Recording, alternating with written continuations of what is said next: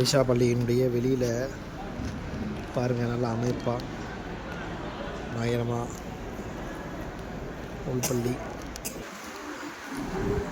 ஆயிஷா ரலியல்லாஹு அன்ஹு அவங்க இஹ்ராம் கட்டிய பள்ளி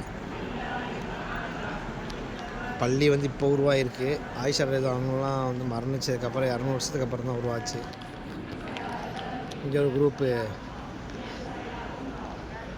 ஓதிக்கிட்டு இருக்காங்க பாருங்கள். பொதுவாக எல்லா பள்ளிகள்லையுமே இந்த மாதிரி ஃப்ரிட்ஜ் இருக்கும், அதில் தண்ணி இருக்கும், ஃப்ரீயாகவே எடுத்துக்கலாம். நம்ம ஃப்ரிட்ஜு வச்சு தண்ணி வச்சுருப்பாங்க.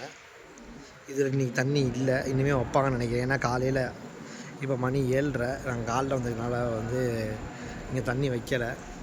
அப்படியே வெளியே பாருங்கள், ஆயிஷா பள்ளியினுடைய வெளியே பாருங்கள், காலையிலே வெயில் எவ்வளோ பொழக்குதுன்னு பாருங்கள். மழை பாருங்கள், சுற்றி மழை தான், சுற்றி மழை, காற்று வேறு அடிக்குது. ஆயிஷா பள்ளியினுடைய வெளியில் மழை பாருங்கள்.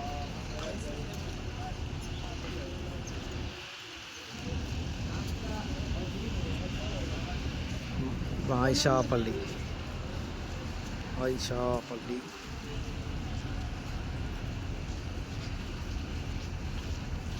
பார்த்துக்கிட்டீங்களா? பார்க்கிங்கே அப்படி இருக்கும். புறாக்கள் பாருங்கள், எவ்வளோ புறா இருக்குங்க. மலை, பேரிச்சம்பழம் மரம் அப்படி பார்த்தீங்களா? பேரிச்சம்பழம் மரம், புறாவை பாருங்கள், மலையை பாருங்கள்.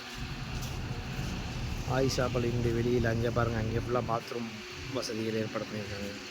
ஃபுல்லாக நிறைய பேர் இங்கே வந்து மீக்காத்து இல்லைங்கிறதுனால இஹ்ராம் கடை நம்மளை அதுக்காண்டி குளிக்கிறதுக்கு எல்லாத்துக்கும் வசதி செஞ்சுருப்பாங்க. பள்ளிகள்லேயே குளிக்கிறதுக்கு மீக்காத்து இடங்களில் மட்டும் குளிக்கிறதுக்கு உழவு பண்ணுறதுக்கு வசதி செஞ்சுருப்பாங்க. அஸ்ஸலாமு அலைக்கும்.